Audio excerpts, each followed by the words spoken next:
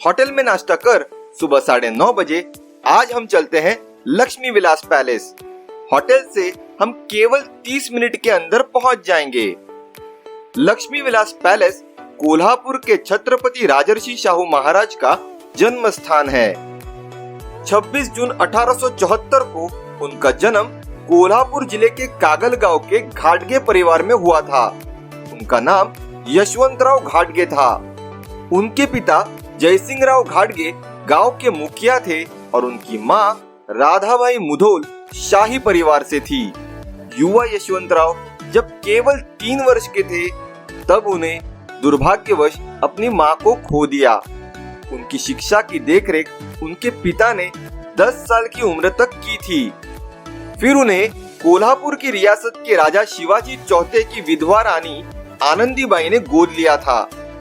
1894 में उनका राज्याभिषेक हुआ और यशवंतराव का नाम बदलकर छत्रपति शाहू महाराज रखा गया। 1894 से 1922 तक छत्रपति शाहू महाराज ने कोल्हापुर की राजगद्दी पर 28 वर्षों तक राज किया। इस अवधि के दौरान उन्होंने अपने साम्राज्य में कई सामाजिक सुधार शुरू किए, जैसे कि पिछड़ी जातियों की स्थिति में सुधार, रोजगार प्रदान करने के लिए 1906 में बुनाई और कताई मिल शुरू करना, शिक्षा को बढ़ावा देने के लिए कई शैक्षिक कार्यक्रम, विभिन्न जातीय और धर्मों के लिए छात्रावास स्थापित करना, गरीब लेकिन सराहनीय छात्रों के लिए कई छात्रवृत्तियां देना, अपने राज्य में सभी के लिए अनिवार्य मुफ्त प्राथमिक शिक्षा शुरू करना इत्यादि। उन्होंने अपने साम्राज्य में महिलाओं की स्थिति को बेहतर बनाने की दिशा में भी काम किया। वे कला के क्षेत्र को भी प्रोत्साहित करते थे। कोल्हापुर को कुश्ती पंढरी बनाने के उनके योगदान पर मैंने आइटिनरी के पार्ट 1 में पहले ही प्रकाश डाला है। नहीं देखी हो तो जरूर देखिए, ऊपर लिंक दे दी है। ऐसे विभिन्न क्षेत्रों में अपने मौलिक योगदान के लिए उन्हें राजर्षि की उपाधि कानपुर के कुर्मी समुदाय द्वारा दी गई और छत्रपति शाहू महाराज छत्रपति राजर्षि शाहू महाराज बन गए। लक्ष्मी विलास पैलेस के अंदर एक संग्रहालय है जो छत्रपति राजर्षि शाहू महाराज के पूरे जीवन को दर्शाता है। उनके जन्म से लेकर उनकी गोद लेने और उनके द्वारा किए गए सामाजिक कार्यों के बारे में जानकारी देता है। यहाँ हम उस कमरे को भी देख सकते हैं जिसमें छत्रपति राजर्षि शाहू महाराज का जन्म हुआ था। इसके अलावा छत्रपति राजर्षि शाहू महाराज की कई तस्वीरें और ढेर सारी सुंदर मूर्तियां देख सकते हैं। यहाँ कुश्ती के लिए एक अखाड़ा भी है। छत्रपति राजर्षि शाहू महाराज के जीवन से प्रेरित होकर करीबन सुबह 11:30 बजे अब हम बढ़ते हैं पास ही में स्थित नेशनल फ्लैग गार्डन। 15 मिनट में पहुंच जाएंगे। नेशनल फ्लैग गार्डन कोल्हापुर का गौरव बिंदु है, जहां आज की तारीख में देश का 5वां सबसे ऊंचा फ्लैग पोल देख सकते हैं, जो 303 फीट ऊंचा है। ये तिरंगा 90 मीटर लंबा और 60 मीटर चौड़ा है और ये पोल 24 टन वजन का है।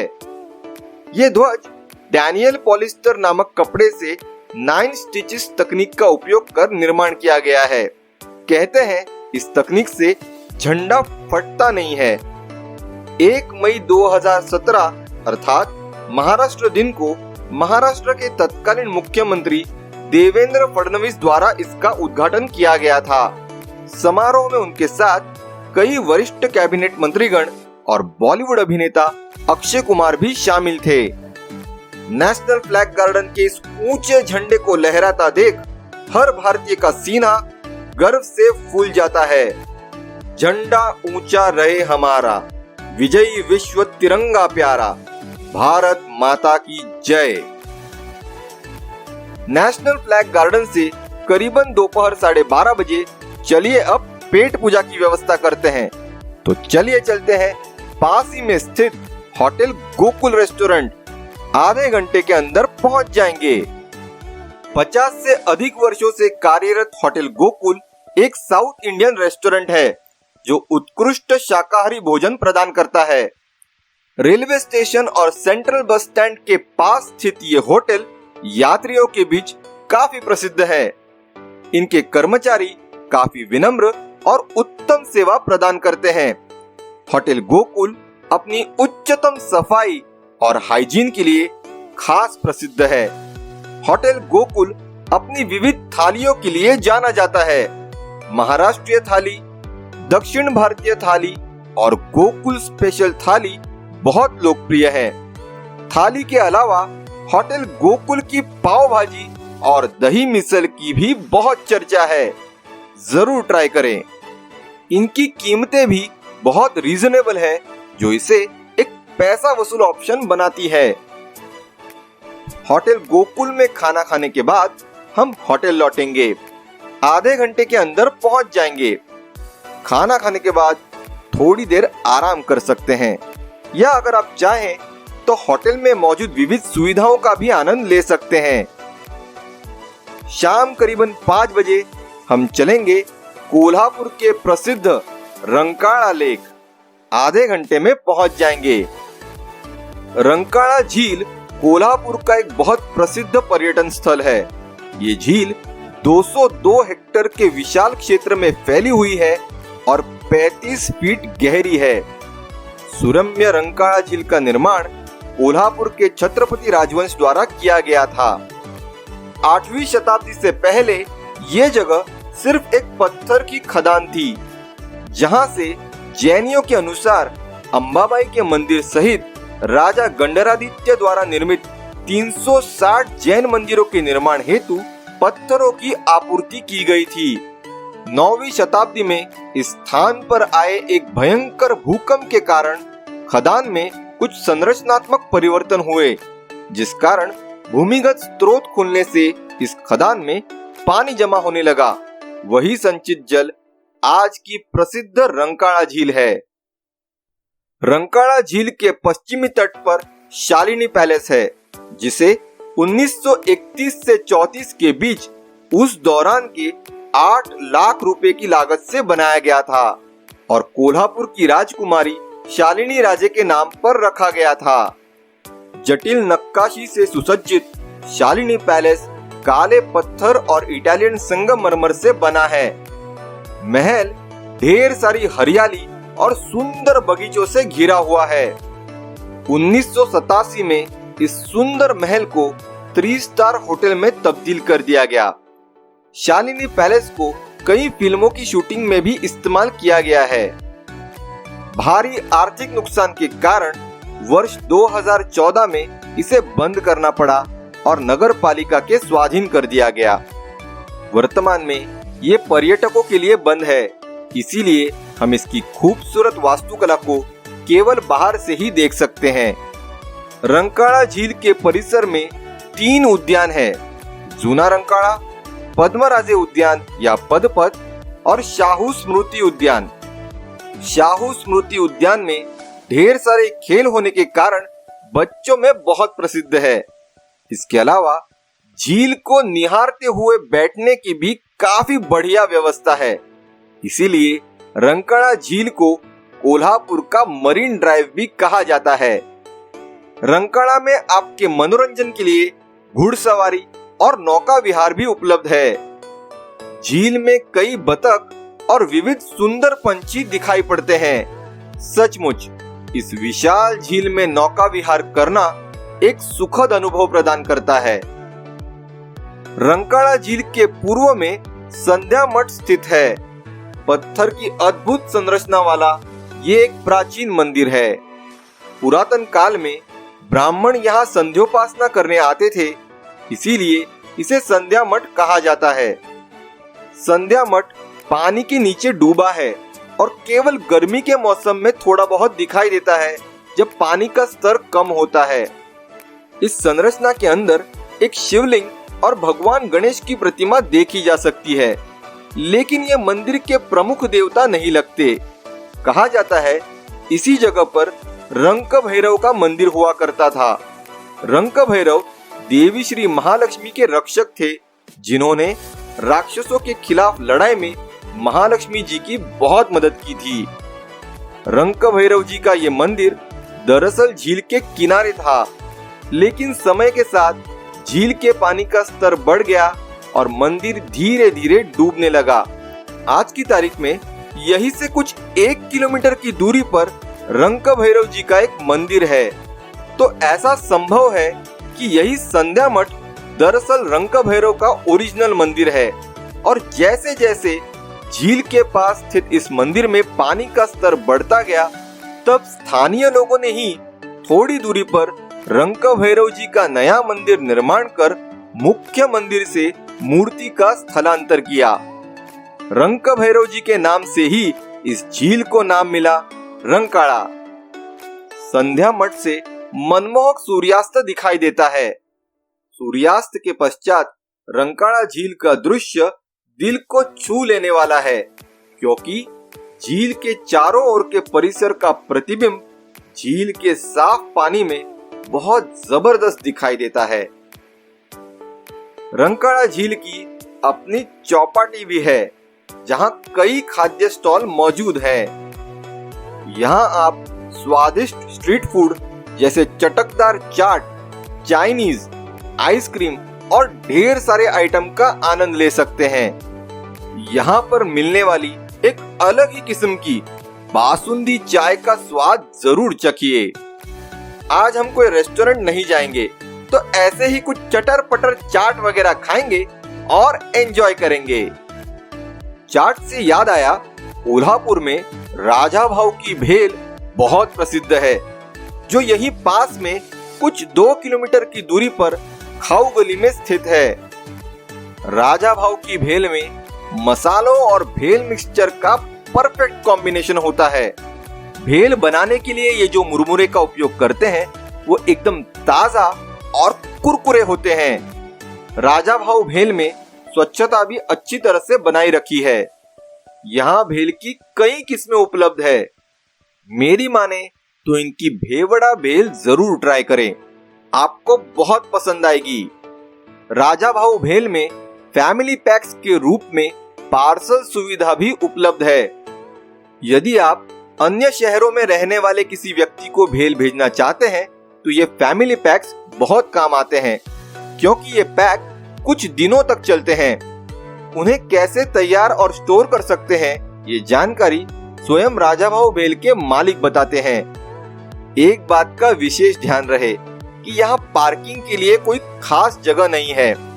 और एक बात ये कि राजा भाऊ भेल गुरुवार को बंद होता है, तो उस हिसाब से नियोजन करें। राजा भाऊ भेल के पास ही में रंक भैरव जी का मंदिर है, जिनके बारे में रंकाड़ा झील को घूमते समय बताया था। राजा भाऊ भेल से 15 मिनट के अंदर पहुंच जाएंगे। श्री रंक भैरव जी के पावन दर्शन के बाद अब हम होटल लौटेंगे।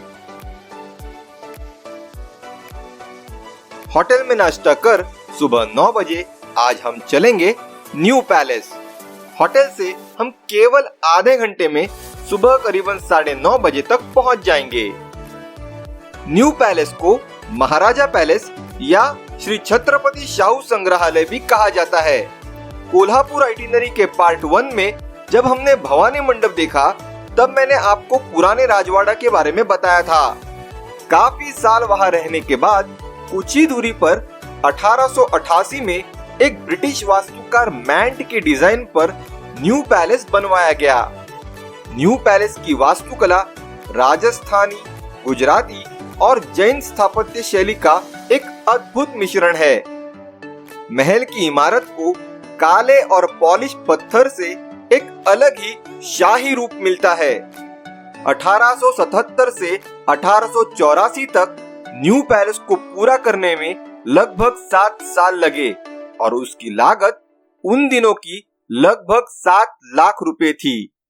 आज की तारीख में न्यू पैलेस के ग्राउंड फ्लोर को छत्रपति शाहू संग्रहालय में तब्दील कर दिया गया है, जबकि कोल्हापुर के वर्तमान महाराज श्रीमंत छत्रपति शाहू महाराज और उनका शाही परिवार आज भी इस महल की पहली मंजिल पर रहते हैं। श्री छत्रपति शाहू संग्रहालय कोल्हापुर के राजवंश की विविध वस्तुओं के संग्रह के लिए समर्पित है, जैसे कि शाही कपड़े, विविध हथियार, शाही खेल, विविध आभूषण इत्यादि। संग्रहालय में मराठा साम्राज्य के संस्थापक छत्रपति शिवाजी महाराज के जीवन की महत्वपूर्ण घटनाओं के बारे में कांच पर काफी सुंदर तरीके से चित्रित किया गया है। यहाँ एक खंड में शिकार किए हुए बाघ, जंगली कुत्ते, भालू, जंगली भैंस, ब्लैक पैंथर, जंगली सुअर और कई अन्य हिरणों की किस्में की भरमार है। संग्रहालय के अलावा न्यू पैलेस के परिसर में एक विशाल झील और एक छोटा सा चिड़ियाघर भी है, जिसमें बतख, राजहंस, मोर, ईमू और विभिन्न प्रकार के हिरण को देखकर बच्चे बहुत खुश होते हैं। न्यू पैलेस सोमवार को बंद रहता है, इसका ध्यान रहे। न्यू पैलेस के अद्भुत सफर के बाद दोपहर करीबन 12 बजे चलिए अब पेट पूजा करने चलते हैं पास ही में स्थित लक्ष्मी मिसळ। आधे घंटे के अंदर पहुंच जाएंगे। 30 साल से अधिक वर्षों से कार्यरत लक्ष्मी मिसळ कोल्हापुर की प्रसिद्ध मिसळ है।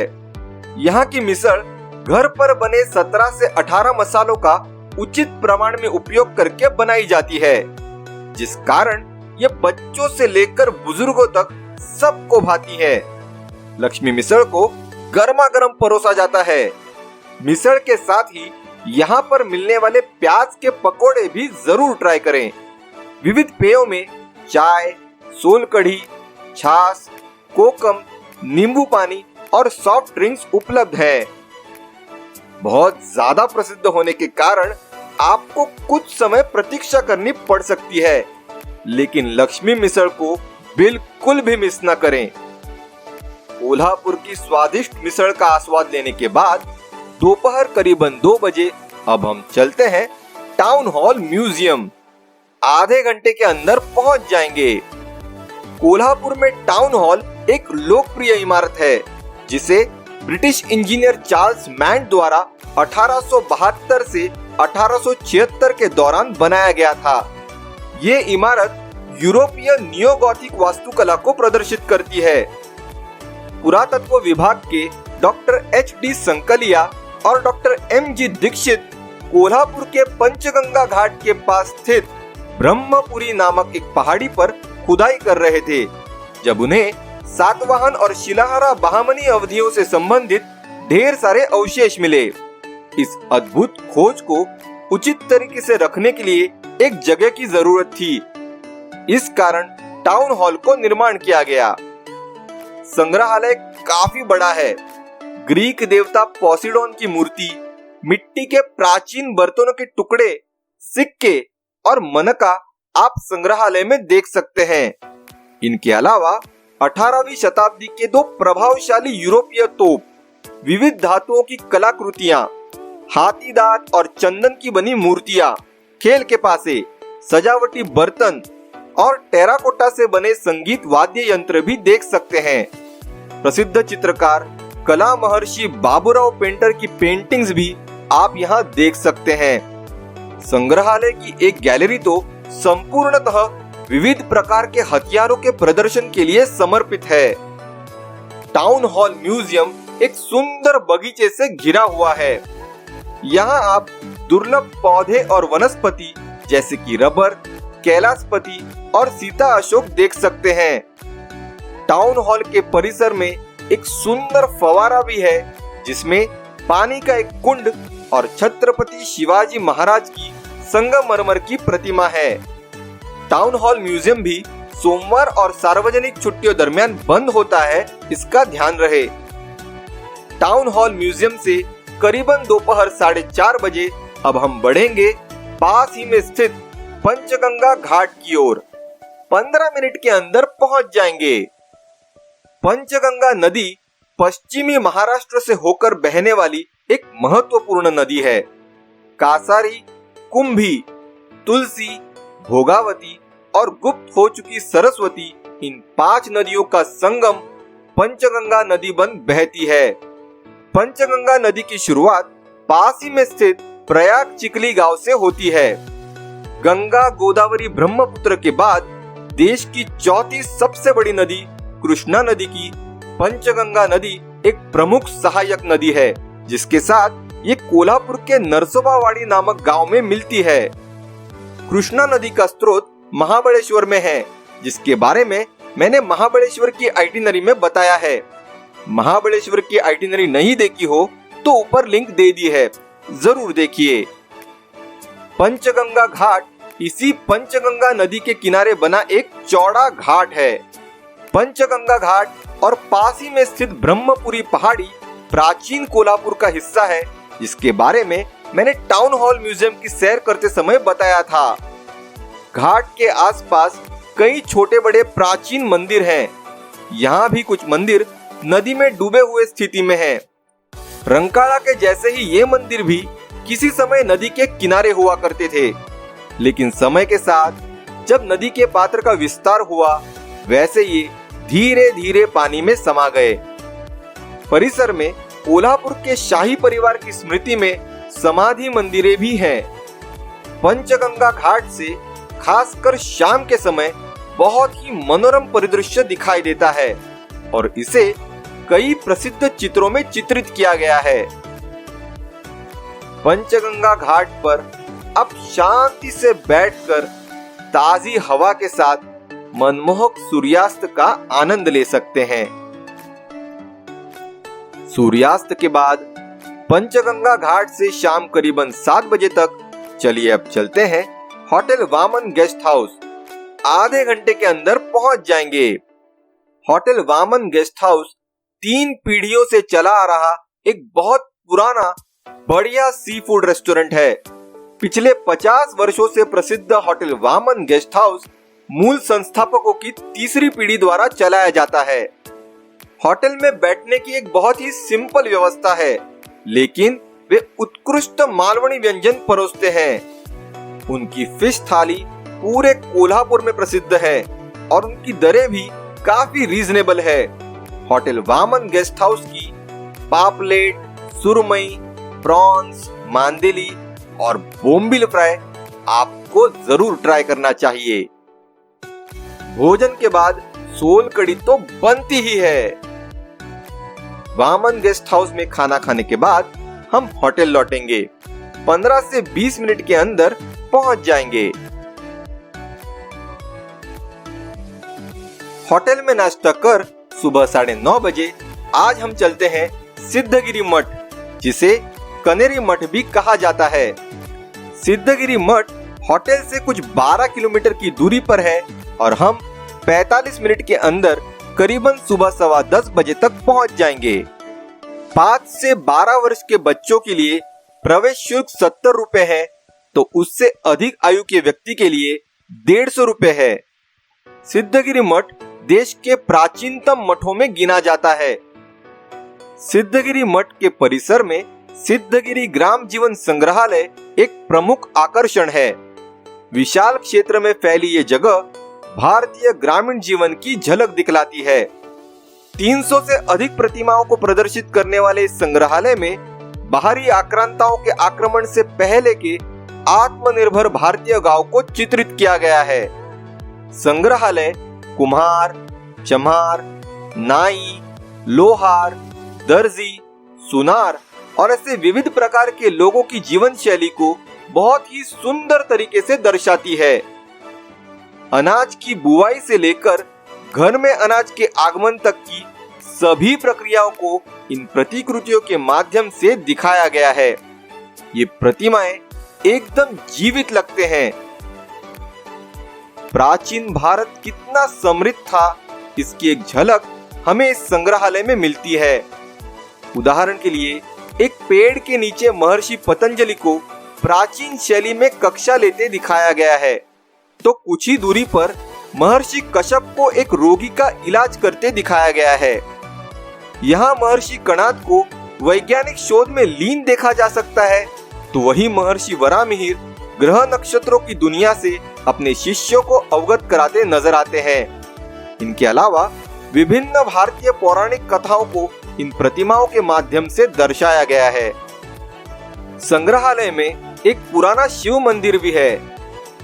मंदिर के परिसर में लगभग 125 फीट गहरा कुआं है, तो 42 फीट शिव जी की मूर्ति और एक बड़ा नंदी शामिल है। मनोरंजन हेतु यहाँ विविध उद्यान, 7D थिएटर, भूत बंगला, टॉय ट्रेन और माया महल या आईना महल भी है, जहां आप अलग अलग कोनों से अपनी मिरर इमेज देख मजे ले सकते हैं। इसीलिए बच्चे इस जगह को बहुत पसंद करते हैं। यहाँ विविध लाइव वर्कशॉप्स भी होते हैं, जहां आप आपके सामने बनाए गए सामानों की प्रक्रिया देख सकते हैं, खुद करके सीख भी सकते हैं और पसंद आए तो खरीद भी सकते हैं, जैसे मिट्टी के बर्तन, बांबू आर्टवर्क, कोल्हापुरी चप्पल इत्यादि। संग्रहालय के अंदर स्वादिष्ट कैंटीन भी है। जब आपको भूख लगे तो कुछ खा पी सकते हैं। इसके अलावा अपने साथ पैक्ड फूड्स, पानी की बोतलें और परिसर में अच्छा खासा घूमने के लिए टोपी जरूर पहने। सिद्धगिरी ग्राम जीवन संग्रहालय का परिसर काफी बड़ा है और इसे अच्छी तरीके से घूमने के लिए अच्छा खासा समय देना जरूरी है। ये स्थान आपको ये एहसास दिलाता है कि भारत की सांस्कृतिक विरासत कितनी समृद्ध और महान है। आज के बच्चे इस गांव स्वरूप परिसर का बहुत आनंद लेते हैं और बहुत कुछ सीखते भी हैं। सिद्धगिरी ग्राम जीवन संग्रहालय में अच्छी तरह से एंजॉय करने के बाद अब हम चलते हैं नयन रम्य कड़म्बा लेक की ओर। अगर शाम 4:15 बजे निकले तो 45 मिनट के अंदर करीबन शाम 5 बजे तक पहुंच जाएंगे। कोल्हापुर अपनी रंकाड़ा झील के लिए प्रसिद्ध है, लेकिन इसी क्षेत्र में एक और कम ज्ञात लेकिन समान रूप से सुरम्य कड़म्बा झील है, जो 63 हेक्टेयर भूमि में फैली हुई है और 27 फीट तक पानी जमा करने की क्षमता रखती है। कोल्हापुर को स्वच्छ और सुरक्षित पेयजल सुविधा सुनिश्चित करने के लिए दूरदर्शी राजर्षि छत्रपति शाहू महाराज द्वारा कड़म्बा झील का निर्माण किया गया था। ये झील पूरे कोल्हापुर के पानी का प्रमुख स्रोत है। सर्दियों के मौसम में कड़म्बा लेक पर कई प्रवासी पक्षी आते हैं, जो इसकी शोभा को और बढ़ाते हैं। आप झील के किनारे चक्कर लगा सकते हैं। इस जगह की खूबसूरती को निहारने के लिए यहाँ पर बेंचेस भी मौजूद हैं, जहाँ आप एकदम आराम से बैठकर बर्ड वॉचिंग और यहाँ बहती सुहानी हवा के साथ सुंदर सूर्यास्त का आनंद ले सकते हैं। कड़म्बा लेक पर खुद को तरोताजा कर अब हम चलते हैं पेट पूजा करने। कहाँ? होटल परख। कड़म्बा लेक से अगर हम शाम के 6:45 बजे निकले तो 45 मिनट में करीबन शाम 7:30 बजे तक होटल परख पहुंच जाएंगे। यहाँ गाड़ी पार्किंग हेतु भरपूर जगह है। अगर आपको नॉनवेज और कोल्हापुरी स्टाइल करी और मटन खाना पसंद है तो परख बिल्कुल सही जगह है। ये ऑथेंटिक कोल्हापुरी मांसाहारी भोजन परोसता है। परख का तांबड़ा रस्सा, पांडरा रस्सा और मटन सुक्का लाजवाब है। थाली में 2 भाकरी या 3 चपाती, मटन कीमा, तांबड़ा और पांडरा रस्सा, मटन सुक्का, पुलाव और प्याज का रायता होता है। जो लोग ग्रेवी ज्यादा पसंद करते हैं वे मटन सुक्का की जगह मटन मसाला ट्राई कर सकते हैं। होटल परख का मटन अच्छी तरह से पकाया हुआ होने के कारण बिल्कुल नरम और रसीला होता है और आपको एक मसालेदार मराठा स्वाद चखाता है। इसके साथ असीमित रूप से परोसे जाने वाला तांबड़ा रस्सा और पांडरा रस्सा आपके अनुभव को अलग ही लेवल पर ले जाता है। शाकाहारी लोगों के लिए होटल परख शाकाहारी थाली भी परोसता है। शाकाहारी थाली में 2 सब्जियां, एक पंजाबी सब्जी, आमटी जो कि एक प्रकार की ग्रेवी होती है, चपाती या भाकरी, पुलाव, स्वीट डिश और पापड़ शामिल है। होटल परख की एक खास बात यह है कि यहाँ आप एक थाली 1/2 कर 2 लोगों में शेयर भी कर सकते हैं। होटल परख की कीमतें भी काफी रीजनेबल है। इनके कर्मचारी बहुत अच्छी और त्वरित सेवा प्रदान करते हैं। काफी डिमांड में होने के कारण होटल परक में थोड़ी बहुत भीड़ होती है और आपको कुछ समय प्रतीक्षा करना पड़ सकता है, खासकर सार्वजनिक छुट्टियों दरमियान। तो गहरी सांस लीजिए, ध्यान कीजिए, कुछ भी कीजिए, लेकिन होटल परक का भोजन बिल्कुल भी मिस न करें। मटन थाली के अलावा चिकन थाली और सोल कड़ी यहाँ बहुत प्रसिद्ध है, जरूर ट्राई करें। होटल परक में खाना खाने के बाद हम होटल लौटेंगे, आधे घंटे में पहुंच जाएंगे। कल हम कोल्हापुर के होटल से चेकआउट कर पन्हाड़ा जाने वाले हैं और वहीं रहने भी वाले हैं, तो बैग पैकिंग भी कर लीजिए।